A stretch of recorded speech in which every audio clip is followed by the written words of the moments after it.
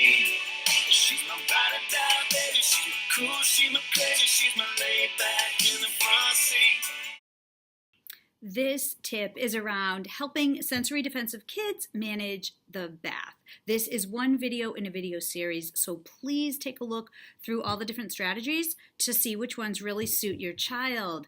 This tip focuses on water height, which is another interesting consideration because getting into a full tub where a body is submerged quite quickly can trigger up a sensory defensive response for some children. So if your child is not noise aversive and they're able to tolerate this sound of running water, a nice trick is to have your child sit in the tub while it is being filled. So that way they're not overloaded with the sensation of going into a half full or a full tub.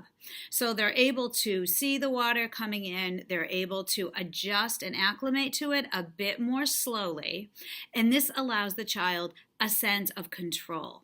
And then as they are getting used to it, as they are learning to get over their fears, you may want to stop and start the water in the tub so that they can have it at a certain height, adjust a bit, add a little more, adjust a bit, especially if they're really terrified of the deeper water or if it's triggering up a big sensory defensive response. Give this trick a try. It can work wonders for certain kids. Welcome to OT Tricks and Tips for Kids, where we're taking OT to the next level. My name is Katina Lawtis. Remember, if you don't see your topic, just write in so that I can address it. And please don't forget to subscribe. Now let's take a look at a problem solution video. Boots, likes to slow dance to some old school